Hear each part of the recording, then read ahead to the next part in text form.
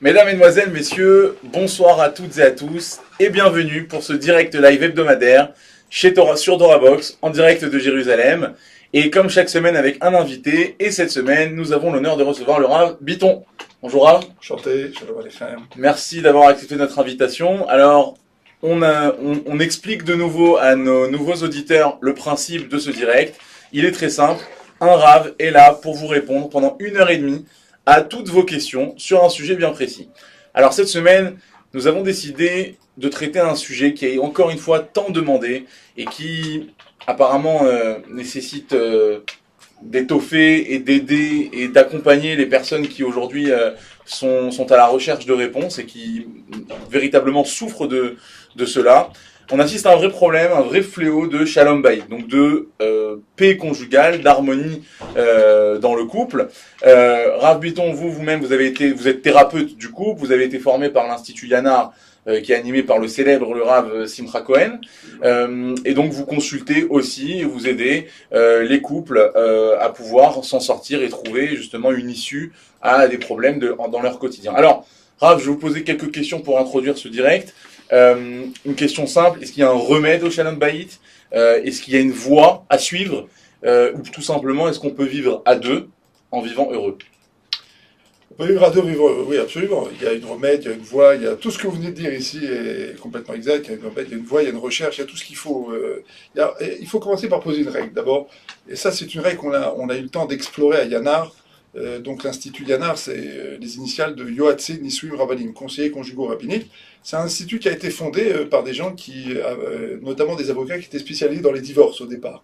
Alors bonjour, ils se sont dit que l'énergie qu'ils mettaient à gérer les divorces, ils auraient pu le mettre à essayer d'empêcher les divorces. Et c'est comme ça que Rav Simcha Cohen a été mêlé à cette histoire. Et puis, depuis, ce sont des dizaines de gens qui ont été formés. Alors, qu'est-ce qu'on explore dans cet institut? Et ça, je pense que c'est la première réponse qu'on peut donner à votre question. D'abord, on a l'habitude de traiter la psychologie comme étant une chorma, une sagesse. Et on dit finalement, on peut s'adresser à des psychologues non religieux ou des psychologues non juifs parfois, parce que finalement la psychologie c'est une sagesse, c'est une manière de comprendre un petit peu les méandres du psychisme humain. Tandis que le Rav c'est plus du domaine du religieux après voilà. tout. Alors là il y a une première erreur, et c'est une première chose d'abord qu'on peut corriger. Si au terme de 7h30 on a corrigé cette erreur, on aura gagné quelque chose. La psychologie dans toutes ses formes n'est pas une chorma, ce n'est pas une sagesse, c'est une religion. Pourquoi? Parce que c'est une vision de l'homme. Et cette vision qui a été forgée dans l'époque moderne par Freud et par tous ceux qui l'ont suivi, pense que l'homme finalement est un singe amélioré, et que finalement on peut tester ses réactivités à partir d'expériences qui sont faites sur les animaux, et puis finalement la structure de la psyché humaine, de l'âme humaine et du psychisme humain, ben finalement c'est une structure qui tient sur une série de faits qui sont des faits dont l'homme en quelque sorte est un petit peu entre guillemets victime, c'est qu'il est pris un petit peu par tout ça. Alors c'est pas du tout la vision de la Torah. Et c'est la raison pour laquelle il faut d'abord comprendre que la psychologie est une Torah, entre guillemets, et nous on a une Torah. Et dans notre Torah, on a une Torah Tanefesh. Dans la Torah, on a 3 niveaux de lecture de la Torah, entre autres. Il y a les relations avec Hachem, il y a la relation à l'autre, mais il y a Ben Adam Le'atzmo. C'est-à-dire la relation de l'homme avec lui-même. Tout ce qui touche à ses midot et à la constitution de son psychisme et de son âme. J'ai ici les Shmoneh Prakim du Rambam. Le traité des 8 chapitres du Rambam, c'est l'introduction de Maïmonide sur les Pirkei Avot. Pirkei Avot, Rav Wolbe avait l'habitude de dire que c'est finalement le livre qui parle de la 3e partie de la Torah, Ben Adam Le'atzmo. L'homme vis-à-vis de lui-même, ses midot, ses traits de caractère, ce qu'il est, ce qui le constitue. Ce qui est presque l'essentiel dans le travail d'un juif. Fondamental. C'est pour ça qu'avant de recevoir la Torah, pendant cette semaine, on se scrute. Et là vient la première différence qui est tout à fait fondamentale, c'est que on a des bases, nous. On a toute une Torah Tanefesh. Après les Shmoneh Prakim du Rambam, les 8 chapitres du Rambam, donc l'introduction sur Pirkei Avot, on a le Mesilat Yesharim, on a Sha'arei Teshuvah, qui sont venus à cette époque-là. Puis après, beaucoup plus tard, on a tous les Sfarim de la Chassidoute, tous les Sfarim du Moussar qui sont arrivés plus tard. On a une Torah Tanefesh, on a ce qu'on appellerait en français universitaire des bases théoriques. On a tout ce qu'il faut au niveau des bases théoriques pour comprendre la constitution de la psyché humaine et comprendre comment ça fonctionne. Alors, où ça intervient la psychologie? Ça intervient parce qu'aujourd'hui, il y a quand même des centaines de manières de pratiquer un tipoul, de pratiquer une thérapie. Alors, une thérapie, c'est jamais complètement neutre, évidemment. il y a toujours un outil théorique derrière. Mais on peut dire qu'on a beaucoup de recul aujourd'hui. On a suffisamment de recul aujourd'hui, en tout cas, pour dire qu'il y a beaucoup de techniques thérapeutiques qui sont des techniques très intéressantes et qu'on peut utiliser dans le tipoul et dans la thérapie. Mais la base théorique à partir de laquelle on part, c'est la Torah Tanefesh, la nôtre, de nos livres. Et ça marche, cette thérapie marche? C'est-à-dire qu'elle permet de soigner, de régler des problèmes de couple? Alors, là, ici vient le temps d'expliquer ce que c'est finalement une thérapie.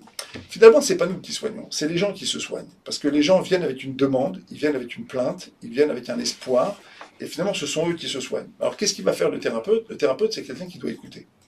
Et alors, très justement, Rav Simcha Kohen le disait, on ne peut pas écouter si on n'a pas appris à s'écouter soi-même. Il va essayer de détecter dans les discours, dans tout ce qui est dit, dans les anfractuosités du discours, tout ce que finalement les gens ne voient pas. Parce qu'évidemment, ils sont beaucoup trop proches de leur douleur. Adam Karov, etc. Et puis, dans un troisième temps, il va essayer de restituer une image très dynamique. Parce que le thérapeute, ici, n'est pas, je suis désolé de le dire, il faut le dire, hein, c'est pas un arbitre, d'accord? C'est pas un arbitre, on n'est pas sur un ring, on vient pas... Moi, les gens, parfois, viennent me voir, je dis, écoutez, je sais que vous savez vous disputer, ne faites pas ça ici. D'accord? Je vous fais confiance, et ici, on va essayer de faire autre chose. Donc, c'est quelqu'un qui va restituer une image dynamique de ce qu'il a entendu, qui va petit à petit guider le mari et la femme vers une issue. Donc ça, c'est ça son travail. Et finalement, de cette manière-là, avec l'aide d'Hachem, sans qu'il y ait rien n'est possible, eh ben, il va peut-être obtenir en quelques mois ce qu'il aurait fallu quelques années de désordre et de bagarre pour arriver à faire. Et puis, il y a un troisième point, c'est que il va intervenir, le thérapeute intervient aussi de manière séparée, c'est-à-dire parfois sur le monsieur ou parfois sur la madame. Et donc, il va organiser des séances, des rencontres séparées, où là, il va plus spécifiquement travailler avec le monsieur et plus spécifiquement travailler avec la madame. Parfois, effectivement, il y a besoin, dans mon cas par exemple, si je dois travailler sur certains sujets avec une madame, de la mettre en contact avec une madame, thérapeute également, qui va intervenir aussi dans la thérapie. Mais il faut bien comprendre que ce qu'on cherche à faire ici, ce n'est pas à soigner, mais c'est à aider les gens à se découvrir eux-mêmes capables d'affronter leurs défis. Alors, quelle est l'ampleur de ce fléau aujourd'hui? Vous connaissez des couples, vous voyez, vous avez un recul de par votre expérience et ce que vous et les personnes qui viennent vous rencontrer. Si vous pouvez nous donner une vision un peu globale de l'état des lieux des couples juifs aujourd'hui dans le monde. Je vais vous parler de ce qui se passe déjà en Israël. Le sujet de ma thèse à Yana, c'est l'influence de la Aliyah sur les couples francophones qui font leur Aliyah. À ce sujet-là, dans certaines villes, dans certains endroits, on peut parler de catastrophe. C'est à tel point aujourd'hui que c'est devenu une véritable chéla, c'est une vraie question aujourd'hui qu'il faut poser à Rav, est-ce qu'on peut réellement permettre à certains couples de faire leur Aliyah, compte tenu du fait qu'il y a beaucoup de difficultés qui s'additionnent quand les gens viennent s'installer ici, et que c'est pas... L'Aliyah, les gens fondent sur l'Aliyah les mêmes espoirs que sur l'enfant. L'enfant va les réunir, l'Aliyah aussi. C'est pas comme ça que ça marche. Il faut déjà être solide avant de pouvoir faire le pas. Il y a une certaine solidité qu'il faut avoir, ça c'est absolument incontestable, et notamment les couples qui sont dans lesquels le mari est sur l'Aliyah. Bon, ça c'est... Je peux dire ici en Israël, dans l'Aliyah, d'une certaine manière, on est quand même, dans certaines villes, dans certains endroits, on est quand même dans la catastrophe. En France, c'est une autre difficulté, parce que en France, on se marie 3 fois moins, on divorce 2 fois plus vite. Le divorce est une option aujourd'hui. Même dans nos milieux, à nous, les milieux Haridim, les milieux Bnei Torah, où il y avait un divorce dans les 5 premières années de mariage, il y en avait un tous les 50 ans, et on en parlait pendant 100 ans au village.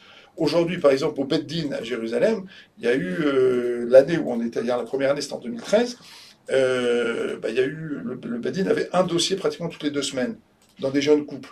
Donc ça veut dire que le monde orthodoxe est aussi ou autant touché que le monde moins religieux? Beaucoup moins.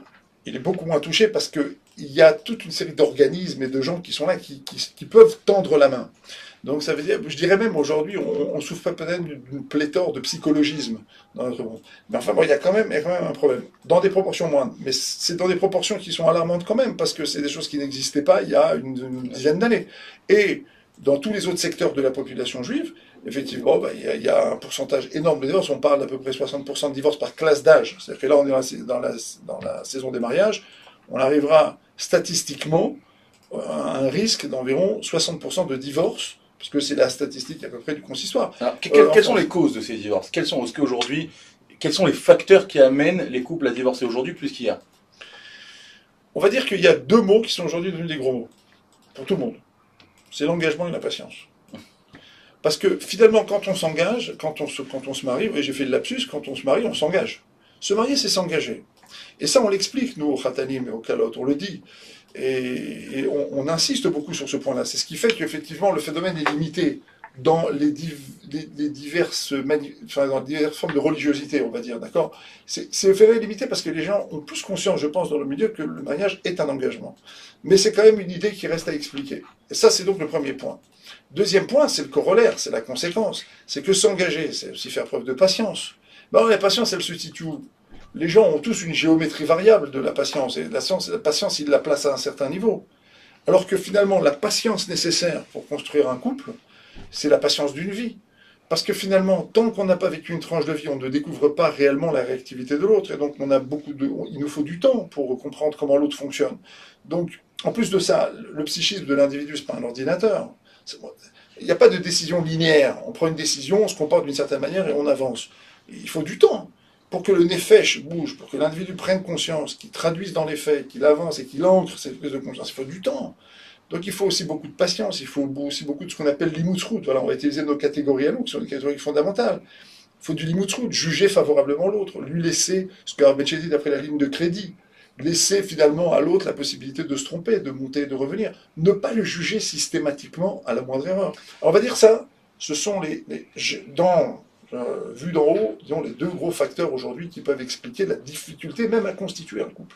Et quels sont les facteurs, on va dire, externes, c'est-à-dire, je pense, aujourd'hui à différents médias, Internet, Facebook, le téléphone, avec des copains, avec des copines, pour l'un, pour l'autre. J'imagine que ces facteurs externes viennent, bien évidemment, abîmer les relations de couple. Alors, nous on a des intervenants de Torah Box et des sites Internet, donc si vous voulez, on participe à cette utilisation d'Internet.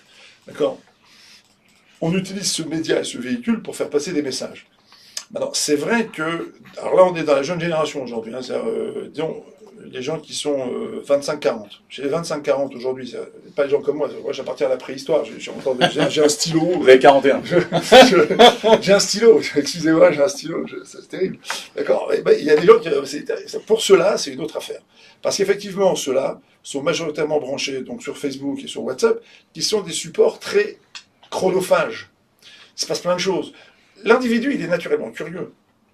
Et donc, ce sont des supports qui peuvent nourrir la curiosité des gens, parce qu'il s'y passe des milliers de choses. Et donc, c'est chronophage, et ça prend énormément de temps. Et là, on peut dire que d'une certaine manière, là où finalement les couples avaient un petit peu réussi à se protéger, de la télé par exemple, un petit peu se protéger d'Internet, on peut dire qu'aujourd'hui, on est dans une situation avec le téléphone aujourd'hui, qui est une situation effectivement de destruction, parce que celui-là, il est beaucoup plus fort que tout le monde. Il mange tout le monde, celui-là. Il mange tout le monde. C'est la raison pour laquelle, moi, en tout cas, personnellement, j'encourage vivement, même ceux qui ont besoin de travailler sur Internet, à se débarrasser de ce genre de téléphone, plutôt prendre des téléphones préhistoriques simples, et puis travailler sur Internet en fonction des besoins. Se conférer à la conférence de Jérémy Bérivide il y a quelques semaines. Hein. Absolument, absolument. Je vois pas d'autre solution qu'à un moment donné, prendre le temps, prendre un petit peu de recul par rapport à ça. Parce qu'effectivement, il y a beaucoup de couples, cette fois-ci religieux, évidemment chez les non-religieux, où là, c'est plutôt du côté féminin. Les femmes sont beaucoup sur Facebook. Et donc les maris se plaignent, et il y a toute une série de conflits qui sont focalisés autour de Facebook. Pourquoi? Parce que sur Facebook, on va exhiber une partie de notre vie privée. Mais là, on va dire les maris sont mal fondés à réger, parce qu'ils participent aussi un peu d'une certaine manière. Alors, il y a ici quelque chose de terrible qui est en train de se faire, parce que, si vous voulez, il y a des conflits, il y a des mésententes qui peuvent s'installer, mais quand on exhibe tout à l'extérieur, là, ici, on tombe sous le Haïnara, on est aussi sur, évidemment, l'herbe est plus verte chez le voisin, on est aussi sur... Mais les gens que vous rencontrez, ils ne voient pas le problème, ils sont aveuglés, c'est-à-dire qu'une femme qui va se photographier à la piscine avec son mari et ensuite diffuser la photo sur les réseaux sociaux, elle voit pas le problème, justement, de se faire voir et justement à causer des problèmes dans son couple par la suite, de s'exposer à des risques. Je pense qu'elle le voit. À ce point-là, les gens sont aveugles. Je pense que les gens voient le problème. Et ils le voient d'autant plus que j'ai été une fois dans une communauté, et il y a une madame qui vient me voir, même pas du tout religieuse, hein, pantalon, chemise, comme ça, etc. Elle me dit, voilà, mon mari et moi, on s'est disputé parce que j'ai retiré le téléphone aux filles, et je leur interdis Facebook. Alors, je dis, pourquoi vous avez fait ça? Je dis, pour les raisons qu'on vient de signaler ici. On parle de jeunes filles ici qui s'exhibaient, etc. Et moi, j'en ai assez. Bon, c'est assez surprenant comme démarche. Mais on appelle le mari dit, bon, je comprends pas, je vois pas trop, je sais pas quel est le problème, et tout, etc. Je dis, votre fille, elle est en contact avec des milliers de gens par Facebook, donc elle peut parfaitement, je pense que vous êtes quand même assez soucieux que vos filles se marient, par exemple, avec des juifs. Mais là, en l'occurrence, les contacts qu'elles ont, c'est avec un public non juif, avec des valeurs qui ne sont pas celles que vous véhiculez dans cette synagogue. On est dans une synagogue, il y a un petit Torah derrière nous, vous n'êtes pas sur un autre terrain ici. Et bien sûr, j'ai bon, ben voilà. Voilà un exemple, et j'en ai comme ça des dizaines, où des gens comprennent parfaitement le problème. Mais je crois qu'on est ici dans un syndrome qu'on va traiter dans quelques semaines, dans la paracha de la semaine, dans Balak. Là-bas, on parle de ce qui s'est passé lorsque les Bnei Israël se sont retrouvés exposés à la prostitution collective de Shittim. Et les Mefarshim, les commentateurs expliquent que le climat s'est progressivement cassé, délité. Pourquoi? Parce que là-bas, on s'était mis à acheter du lin. On achetait du lin. Le lin, on en avait besoin en Égypte. Tout le monde en avait besoin. Et au nom du besoin, tout le monde s'est retrouvé à acheter du lin chez les femmes de Moab et les femmes de Midian. Puis de là, on en est arrivé à rentrer dans le magasin, et tout, etc. Ensuite, à l'idolâtrie, la prostitution, etc. etc. Mais les Mefarshim, les commentateurs disent, ils sont tous devenus Balkéri. Ils sont tous devenus impurs. Ils se sont tous laissés complètement emmener au nom du besoin. Ben, vous voyez ce qui est en train de s'arriver aujourd'hui, avec les téléphones, c'est ça. C'est qu'au nom du besoin, on est en train de devenir fou. Et moi, c'est pour ça que je pense qu'il faut conseiller aujourd'hui à tout le monde, encore une fois, de revenir à des téléphones préhistoriques et d'utiliser Internet avec beaucoup de parcimonie, d'accord? Et en tout cas, ne pas se laisser emmener, en tout cas dans sa vie privée et donc pour la part privée de notre existence, par ces objets-là, parce que ces objets-là sont complètement destructeurs. Les gens vous répondront, ça va, on n'est pas des obsédés, on a un téléphone, je regarde mes mails, je discute avec ma famille, mes amis sur WhatsApp, etc. Ça va, faut pas être extrémiste. Oui, c'est vrai, mais ici, c'est pas le rabbin qui parle, c'est le thérapeute. Ça veut dire que 100% des problèmes de communication que je rencontre, aujourd'hui, passent par la surutilisation de Facebook et de WhatsApp. C'est 100% des problèmes, et 100% des divorces, aujourd'hui, comportent cet élément-là, qui est un élément chronophage au départ, plus tard, on va dire criminogène, c'est-à-dire qu'il attire les gens vers autre chose, et plus tard, complètement destructeur. C'est 100% des divorces. Alors effectivement, il y a tous les autres qui divorcent pas, il y a tous les autres qui ont cette utilisation, on va dire, régulière de cet objet-là, mais ils ne peuvent pas nier non plus qu'ils s'exposent. Alors pour 10 000 qui s'exposent, il y en a 1000 qui parlent dans le décor. Donc, moi, je peux vous dire ici, en tant que thérapeute, c'est 100% des divorces et des problèmes qui comportent cet ingrédient-là. D'accord. Bah, ça a le mérite d'être clair. On va passer désormais à cette partie qui va être la plus longue de ce direct, puisqu'il s'agit de vous donner la parole. Les questions que vous allez nous poser vont être répondues par le Rav Bitton. Donc nous avons déjà reçu ces derniers jours pas mal de questions sur le sujet. Et Jonathan, c'est toi qui as la parole pour pouvoir nous donner la première question de ce rendez-vous. Alors la première question de Yoël. Est-ce que le fait d'être mévater, tolérant, on peut traduire comme ça, dans le couple, résout tous les conflits? Alors, tous les conflits, non. Mais ça résout, on va dire, un premier point d'achoppement. Il y a une première difficulté qui est résolue par ça. D'abord, derrière le vitour, ce qu'on appelle le vitour, c'est renoncer à une position, renoncer à tenir une position coûte que coûte, aller jusqu'au bout d'une position. Il y a un point qui est fondamental et qui va apparaître dans le couple, qui s'appelle la confiance instinctive. Ça veut dire que si moi j'ai un point de vue, et que l'autre a aussi un point de vue, mais que je découvre à ma grande stupéfaction que, bien qu'étant marocain, non je rigole, c'est-à-dire, bien, en tout cas, que l'autre est capable de renoncer à son point de vue, et qu'il est capable de me dire, écoute, je suis sûr que j'ai raison, mais j'ai envie de te faire plaisir, et j'ai envie d'aller avec toi. Je renonce, ok, très bien, je te suis. Je crée quelque chose qui s'appelle la confiance instinctive, c'est-à-dire que mon compagnon, ma compagnonne, mon Benzou, Badou, conjoint, c'est quelqu'un qui est capable de m'écouter, qui est capable de me rentrer dans son existence et capable d'aller avec moi. Et il y a ici quelque chose qui se crée qui s'appelle la confiance instinctive. C'est quelque chose de diffus. Alors encore une fois, tout au long de cette émission, je voudrais être clair là-dessus, on ne va pas résoudre les conflits, on ne va pas résoudre les problèmes, on va donner quelques indications et quelques pistes. D'accord ? Les questions seront toujours posées, je vous assez fréquemment, sur ce ton un petit peu péremptoire, comme ça, on pose des questions de manière un peu définitive, en quelque sorte. On veut essayer de cerner les choses, et puis on veut des réponses qui aillent jusqu'au bout, qui soient claires. Il n'y a rien de linéaire, au sens où A entraîne B. C'est un peu le principe d'une thérapie, c'est propre à chacun. Quoi. Voilà, il y a une évolution, il y a des choses à poser, d'accord ?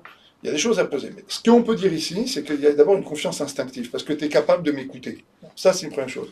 La deuxième chose, dans les phases aiguës de conflit, là maintenant je vais aller à l'autre bout de la chaîne, dans des phases très très très aiguës de conflit.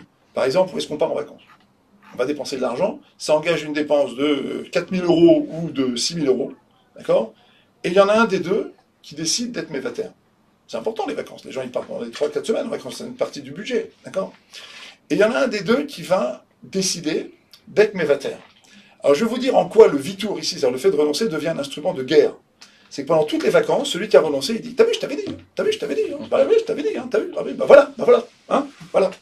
Alors il faut savoir une chose, c'est que le vitour est un instrument de guerre lorsqu'il n'est pas accompagné d'une autre attitude. Cette attitude qui consiste à dire, je ne suis pas en train de renoncer maintenant je suis en train de construire. Donc je serai aussi en train de construire quand je serai en train d'être mévater, en train de renoncer. Donc là ici, c'est aussi un élément de réponse à notre auditeur. Si on a inscrit cette logique du vitour, du renoncement, dans une logique de j'aime mon conjoint, je veux construire, je veux durer, je veux que notre maison soit un mishkan, je veux qu'il y ait ici de l'harmonie, et donc je veux construire, même quand ça va me coûter, je ne vais pas utiliser ça comme arme de guerre. Et ça, c'est fondamental. On retrouve un peu ce genre de problématique aussi quand il y a des menaces de divorce. Et puis il y a quelqu'un qui se sent victime et qui reste. Souvent, celui qui reste et qui est victime, il va utiliser le fait de rester comme arme contre le bourreau. Donc là aussi, et là dans la thérapie, c'est un point qui est fondamental. On ne peut pas évoquer ça maintenant parce que c'est un point qui est très douloureux. Et je pense que s'il y a des auditrices et des auditeurs qui sont concernés par ce genre de problème, peut-être qu'ils prendront contact avec nous, ils nous le diront. Mais il faut savoir que c'est extrêmement dangereux et préjudiciable et que ça nuit au couple et en général, ça finit par déborder sur les enfants. Donc, disons, pour synthétiser la réponse, le vitour, oui, mais comme toujours quand il s'agit de chesed, avec beaucoup de chokhma, avec beaucoup de sagesse et avec beaucoup de recul. Parfait. Prochaine question de Nathalie. J'ai appris cet été que mon mari m'a trompé avec de nombreuses femmes, et depuis de nombreuses années. Je l'ai découvert malheureusement par son portable. Nous avions 24 ans de mariage, 2 enfants, je l'aime, mais il m'a déçu. Je n'ai plus confiance en lui. Que dois-je faire? Prendre contact avec un thérapeute du couple, parce que si vous n'avez pas divorcé sur le moment, si vous n'avez pas divorcé sur place, c'est qu'il y a dans ce que vous vivez, il y a d'autres éléments. Donc là, vous voyez, c'est typiquement le genre de situation dans laquelle un thérapeute doit doit exercer un devoir de réserve. Vous voyez, par exemple, ça, c'est le genre de choses qu'un professionnel a appris. C'est des choses qu'on apprend, ça. D'accord?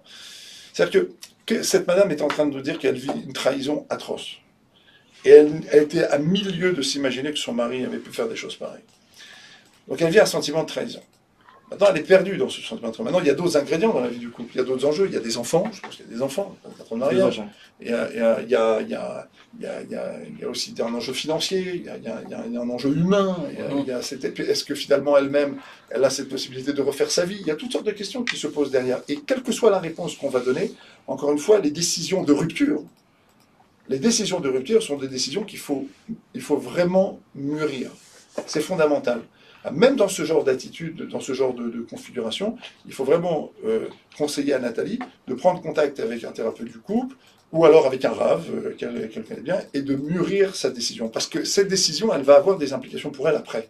Comprenez que quand on est victime d'une trahison, on reste victime et on reste trahi. Et là, il va y avoir un effort, une prise de conscience. C'est quelque chose d'extrêmement difficile, mais c'est quelque chose que, notamment une thérapeute, dans le cas d'une madame, une coach, peut faire, parce qu'elle doit l'aider à surmonter. Elle doit l'aider, il faut... Mais la décision doit venir d'elle.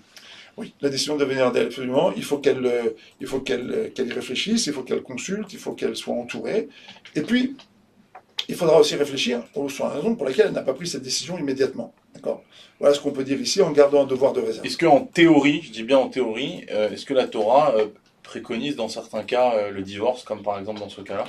Alors quand on parle de la Torah, il faut en parler au sens le plus large du terme. C'est un Torah écrite, Torah orale. Bon, si on se réfère évidemment au Chumash, à partir du moment où une femme a trompé son mari, et il y a des témoins donc, de cette tromperie, elle devient un soura, devient interdite à son mari. À partir du moment où un mari trompe sa femme, il y a trahison. Et une trahison, elle peut largement justifier de la part d'une femme une demande de divorce devant un Beddin. Pourquoi? Parce que le mari a des obligations vis-à-vis de sa femme. Le Shulchan Arour, contrairement à ce que les gens pensent, le Shulchan Arour précise que dans les endroits dans lesquels on a l'habitude d'épouser qu'une seule femme, il est interdit d'avoir plusieurs femmes ou plusieurs concubines. C'est interdit. Donc le Shulchan Arour est très clair sur ce point-là.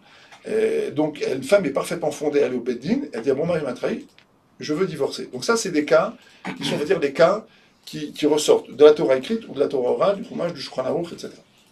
Bien, je sais que certains voudront en discuter, mais et ce sont des principes qui sont posés aujourd'hui dans les Bate Dinim. C'est-à-dire que si une femme vient si Nathalie vient au Beddin aujourd'hui en disant « je veux divorcer », le Beddin est fondé à organiser ce divorce sur place, et le mari devra payer très cher ce divorce-là. Est-ce que le Beddin essaye de faire quelque chose pour essayer de Oui, ou bien le consistoire non, aujourd'hui, si vous êtes là, le consistoire s'est doté aujourd'hui d'une structure. Yanar a été créé ici en Israël pour travailler. Alors moi, personnellement, je veux dire, je travaille pas avec les Bate Dinim. Je veux dire pourquoi? Parce que quand les gens arrivent au Beddin, c'est déjà trop tard. C'est pour ça que je travaille beaucoup sur Internet, parce que c'est là que les gens nous voient bien en amont et qu'on peut essayer d'intervenir. Je voudrais juste compléter la réponse. Il y a un autre cas aussi, c'est les coûts.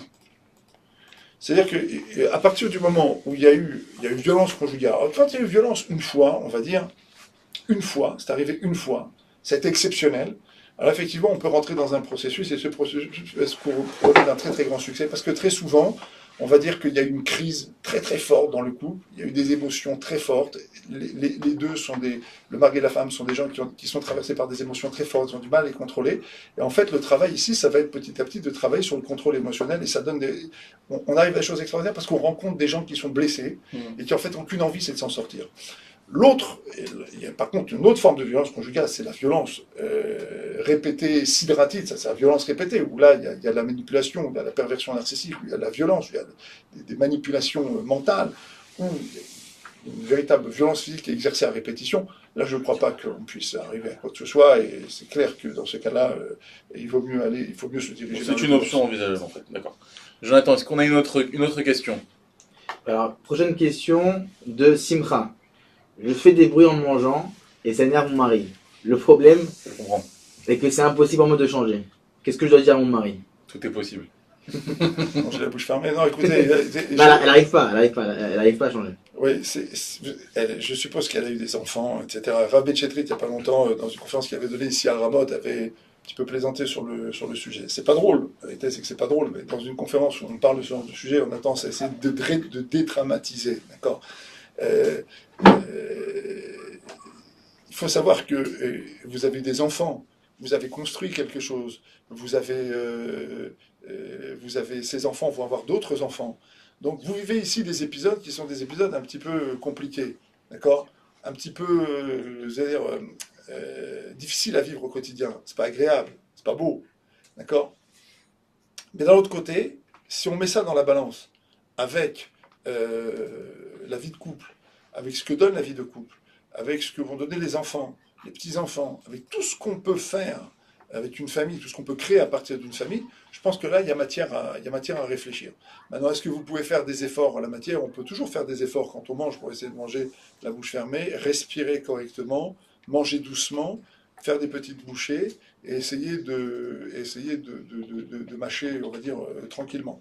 Maintenant, il est possible que vous ayez un problème dans la glotte ou dans la gorge ou autre, etc., un problème de respiration qui entraîne ces bruits-là, auquel cas, votre mari il peut parfaitement comprendre, même si ce n'est pas facile, mais il peut accepter, il peut comprendre ici qu'il se passe un phénomène avec lequel il est, ma foi, obligé de vivre.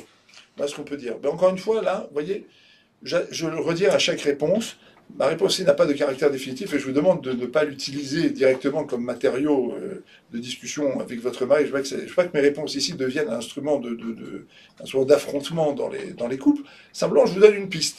D'accord? Je vais mettre un peu les choses en perspective. La prochaine question de Patricia. Comment sait-on si on aime encore son mari après 30 ans de mariage?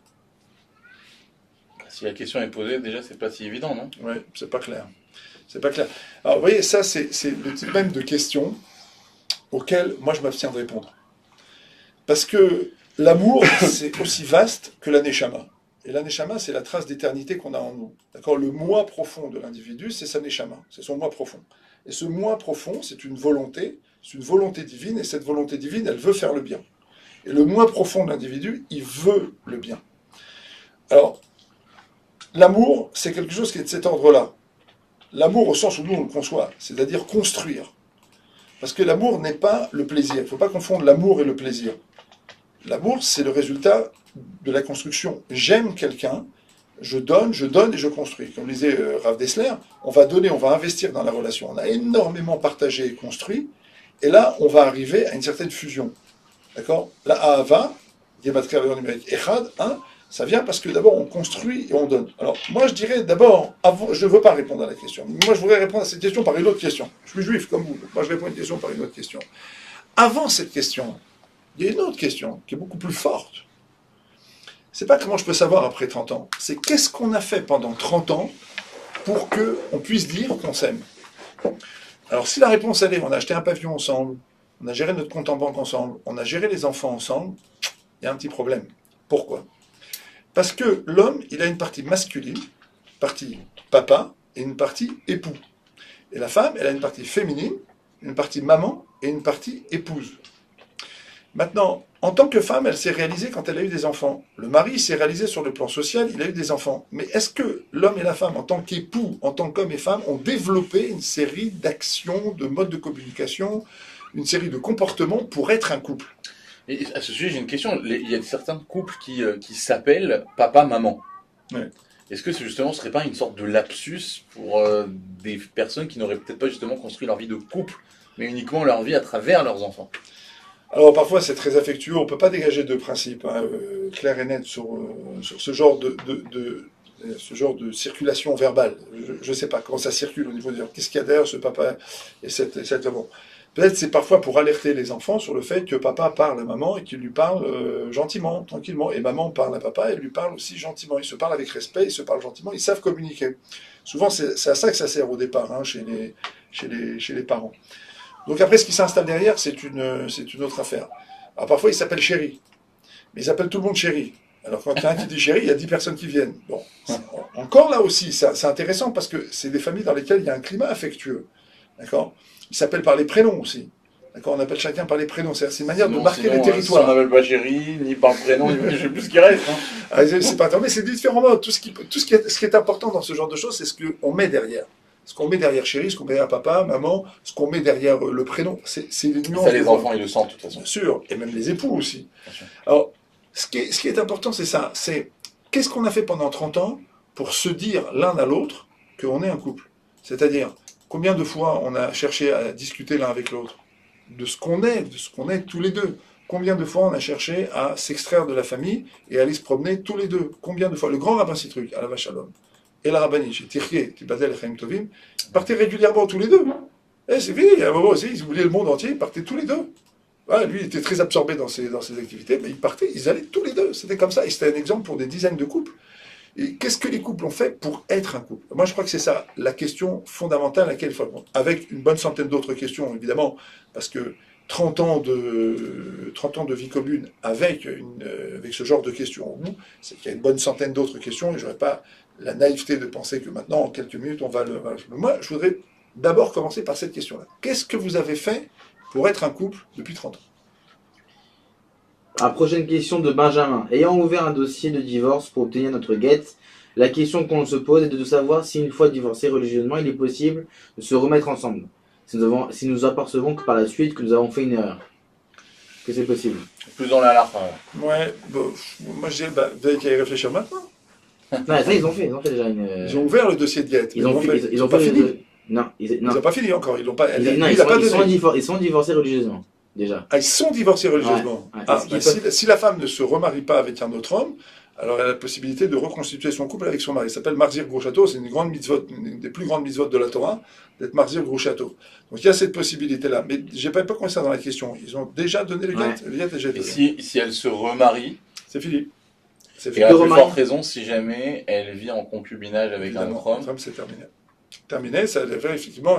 Dès qu'elle a été avec un autre homme, c'est terminé. Oui, c'est terminé. Alors, ça c'est produit la halakha. Je voudrais saisir cette question pour rebondir quand même sur ce que j'ai dit. Avant de divorcer, il faut se poser cette question-là du prix du divorce. Il faut savoir une chose, c'est que 100% des gens qui divorcent sont des gens qui doivent transporter dans leur nouveau couple, dans leur nouvelle vie, des problèmes qui n'avaient pas été résolus dans le premier couple. Et là intervient ici souvent la thérapie. Je peux vous dire que j'ai eu souvent des couples qui sont venus et qui étaient à 5 minutes de l'ouverture du dossier à la rabbanout, donc au rabbinat, et donc ils voulaient ouvrir un dossier de guet. Et finalement, ils ont décidé de se poser cette question. Finalement, qu'est-ce qu'on gagne et qu'est-ce qu'on perd avec ce divorce ? Qu'est-ce qui va arriver ? C'est vrai. On ne se parle plus, on se tape dessus. Lo yachlou le daber beshalom. j'ai marqué au sujet des frères de Yosef, avec Yosef, ils n'arrivent plus, c'est terminé. Il n'y a plus de communication, il n'y a plus rien. Eh bien, je vous étonnerai en vous disant que les gens sont capables de surseoir à une décision pendant 6 mois, de reprendre le fil de leur vie quotidienne et essayer de reconstruire les choses. C'est vrai que pour ça, il faut avoir une bonne mida. Il faut avoir une bonne mida. D'accord ? Il ne faut pas être akshan, il ne faut pas être dur, il ne faut pas dire parce que j'ai commencé un processus, je vais aller jusqu'au bout. Il faut être capable de faire machine arrière et de dire, bon, finalement, qu'est-ce que je vais gagner, qu'est-ce que je vais perdre avec ce processus-là ? C'est quelque chose de majeur. Oui. D'autant plus qu'on a l'impression que c'est un peu une solution de facilité aujourd'hui. C'est devenu banal, commun, la moindre petite histoire dans un couple. L'un des conjoints va balancer le mot divorce, et là c'est une ligne qui a été franchie. Et donc c'est peut-être aussi une des raisons pour lesquelles on parle et on a beaucoup plus de divorces, parce que le langage est beaucoup plus ouvert. Alors, quand vous parlez du langage ouvert, c'est intéressant parce que le mot divorce, c'est un mot qui ferme. C'est-à-dire que dans les disputes, et ça il faut le respecter et le répéter à tous les coups, je pense que ça participe de ça. Aujourd'hui, effectivement, on parle et on parle dans un langage qui est un langage violent. Alors on utilise des mots qui sont des mots violents. Et donc ce sont des mots qui ferment. Alors par exemple, quand on se dispute et qu'on dit à l'autre tu es comme ça ou tu es comme ça, on l'enferme dans un comportement, mais on fait aussi autre chose, c'est qu'on l'autorise à se comporter comme ça. Et quand les gens en arrivent assez vite à prononcer le mot divorce, c'est comme si en quelque sorte ils autorisaient l'autre à partir. Donc ces mots-là, ce sont des mots qui ferment la porte de la discussion, et qui ferment la porte de l'entente, et qui ferment la possibilité de revenir l'un vers l'autre, et ils ouvrent cette fois-ci la porte vers l'extérieur. On ne sait pas où ça va se terminer. C'est pour ça que je crois qu'il y a un principe que j'ai déjà expliqué dans plusieurs cours, sur plusieurs sites, sur plusieurs forums. Je dis la chose suivante. Je dis, un mot, tant qu'on ne l'a pas dit, c'est nous qui le contrôlons. Le jour où on l'a dit, c'est lui qui nous contrôle. Quand le mari ou la femme parle de divorce et commence à s'insulter, la semaine d'après, quand ils commencent à se rendre compte qu'ils sont allés un peu loin et qu'ils veulent revenir avec un bouquet de fleurs, avec un plat et autres, etc., l'autre vient et dit, bon, finalement, pour un imbécile, pour une imbécile, etc. Et c'est utilisé. C'est gardé en stock. C'est gardé en stock. Et c'est d'autant plus gardé en stock que la blessure émotionnelle, elle est forte. Parce que, vous l'avez dit, aujourd'hui, on divorce beaucoup. Mais ça ne veut pas dire que les gens ne sont pas blessés. C'est pas que les gens ne souffrent pas. Parce que fondamentalement, quand les gens passent sous la choupa, il faut quand même leur dire ce grand secret. Quand les gens passent sous la choupa, naît ce que moi j'appelle un troisième cerveau. C'est-à-dire qu'il y a le cerveau du monsieur, le cerveau de la madame, maintenant il y a le cerveau du couple. Il y a quelque chose qui se passe. Au moment où le monsieur il donne la bague, il met la bague sur le doigt de la femme, et la femme elle plie le doigt, la neshama de l'homme, l'âme de l'homme, elle rentre dans celle de la femme. Et là maintenant il y a une espèce de troisième personnalité qui se crée. On ne la défait pas comme ça. Pourquoi on a un traité entier qui s'appelle Gittin et pourquoi les lois du Guet sont tellement complexes? Parce qu'on ne défait pas ce lien-là comme ça. La question même qui a été posée, si jamais c'était une erreur, mais tous ceux qui divorcent l'ont. Les gens l'ont la veille du mariage. Est-ce que c'est le bon? On en parlera après cette question. Le bon ou la bonne? Mais ils l'ont aussi la veille du Guet. Est-ce que c'est bien ce que je suis en train de faire? Alors que finalement, c'est devenu un acte en quelque sorte d'une grande banalité. Mais parce qu'il n'est pas banal. Il engage les tréfonds, les plus grandes profondeurs de l'âme. Et ça, c'est quelque chose qui va produire des effets sur plusieurs générations. Et est-ce qu'on peut dire que dès lors qu'un mariage a été effectué, alors il n'y a pas eu d'erreur? C'est-à-dire que oui, c'est son conjoint. Et bien que la difficulté soit là, et que apparemment, et c'est un petit peu le principe d'un couple, c'est que les deux soient diamétralement opposés, et ben bien que cette différence est majeure, et ben l'un doit aller avec l'autre et doit faire tous les efforts nécessaires pour y arriver. Et donc il n'y a pas de place au divorce. Ou bien c'est une erreur, ils se sont pariés un peu trop vite. Erreur, je crois pas, parce qu'à partir du moment où des gens sont passés sous la choupa, c'est qu'ils sont à zivouk. Ils forment ce qu'on appelle un zivouk. C'était l'intention de ma question. Voilà, c'est exactement. Ils forment un zivouk. Ils forment une âme qui a une âme commune. Ils sont tous les deux bouts d'âme qui se sont réunis. Ils sont à zivouk. Donc à partir de là, tout peut être entrepris. D'accord? Je pense que s'il y a erreur, souvent, c'est sur la masse de travail qu'il faut fournir pour faire marcher un couple. Alors évidemment, il y a des cas dans lesquels on s'aperçoit qu'effectivement, il y a une très très grande incompatibilité. Ça existe, l'incompatibilité. C'est pour ça qu'il ne faut pas être, disons, définitif dans le propos. Ça existe, l'incompatibilité. Ça existe, qu'à un moment donné, les gens disent « ça ne peut plus, ça ne marche pas ».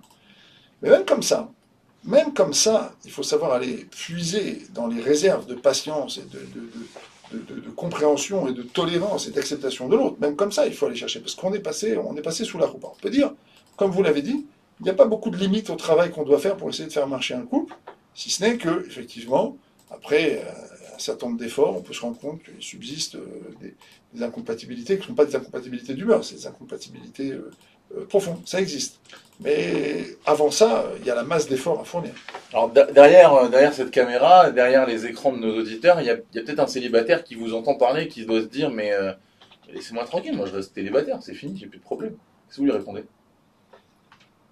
Parce qu'à vous entendre, il y a quand même pas mal de problèmes, pas mal de difficultés, c'est un ring de boxe, on doit continuellement se battre, se défendre, s'améliorer, se travailler sur ça. Non mais je reste tranquille, je reste dans mon coin. C'est vrai, mais de quoi il est fait ce coin? À 11 heures du soir, lorsqu'on tire la couverture et qu'on s'endort tout seul pour la 13e année. De quoi il est fait ce coin lorsque le matin on se lève, on prend sa brosse à dents à moitié endormie, et qu'on part au travail et on revient après, on est à nouveau seul. De quoi il est fait ce coin-là? Le coin de la solitude, c'est pas un coin du bonheur. Ne désespérez pas les célibataires non plus. Non, je ne crois pas, je leur dis, mais ils le savent, de toute façon, les vrais célibataires qui veulent se marier, les vrais célibataires qui veulent se marier, ils savent très bien que c'est vrai ce que je dis. Les autres, les célibataires endurcis, ils savent encore plus qu'on est, on est dans le vrai. Non, je pense que s'il y a une erreur aujourd'hui, elle est dans le fait de dire, bon, finalement, qu'est-ce que je perds à me marier, pour ceux qui attendent, qui pensent qu'ils ont le droit d'attendre, qu'est-ce que je perds à me marier, puis finalement, si ça marche pas trop, on verra. Ça, c'est les garçons. Mais chez les filles, c'est pas comme ça. C'est un but. Les filles, elles attendent quelque chose. La femme attend quelque chose. Elle attend une réalisation du mariage. Ça, c'est quelque chose qui fait partie de ce que Hachem a planté dans la psychologie féminine. C'est-à-dire que la femme, c'est le nefesh de la maison. C'est la base de la maison. Donc la femme, elle attend quelque chose du mariage. Elle attend énormément. Elle attend une réalisation psychologique. Elle attend de l'amour. Elle attend une consécration. Elle attend des enfants. Je pense qu'il faut être très clair sur ce point-là. L'attente des hommes et des femmes n'est pas tout à fait la même. Mais au fond, la souffrance du célibat, elle est quand même supérieure à la soi-disant souffrance de ce qu'il faut entreprendre quand on construit son couple. Voilà, et puis évoquons, là on a parlé du côté, on va dire, négatif pas du mariage, mais des difficultés que ça pourrait engendrer, mais on peut dire à ces personnes-là aussi que, évidemment, dans le cadre d'un vrai shalom bayit, d'une vraie paix conjugale, alors là, ça peut être le bonheur le plus haut. Finalement, c'est quoi le bonheur? Le bonheur, c'est quelque chose qui se construit. C'est pas un état. Le bonheur, c'est une décision. Donc quand quelqu'un, finalement, on va donner un exemple très simple. On a parlé du vitour tout à l'heure, on parlait de savoir finalement renoncer. Lorsque quelqu'un se dit « je renonçais », mais j'ai renoncé parce que j'ai envie de faire plaisir à l'autre, et qu'il voit chez l'autre la satisfaction et le remerciement, puis finalement ils arrivent tous les deux à cheminer ensemble, mais le bonheur qu'ils ressentent, c'est quelque chose qui n'a pas de mots, parce que les mots, c'est des limites. C'est limité les mots pour exprimer ce que peut ressentir un couple dans lequel on a travaillé, on a construit. Alors, ces instants-là, c'est des instants qui arrivent à répétition dans un couple. Et donc, il faut le dire aux célibataires, le bonheur n'est pas un but à atteindre. Le bonheur, c'est le travail qu'on fournit au fur et à mesure des tranches de vie et la capacité qu'on a à affronter ces tranches de vie avec beaucoup de tolérance et beaucoup d'empathie et beaucoup de capacité à chercher à comprendre l'autre. C'est ça le bonheur. C'est là que ça se trouve. Donc effectivement, dans des phases qui pour les uns sont des phases très douloureuses parce qu'ils se rendent compte qu'ils doivent faire avec l'autre, donc c'est des gens qui doivent finalement renoncer à leur égoïsme, pour les autres, ça devient un enjeu.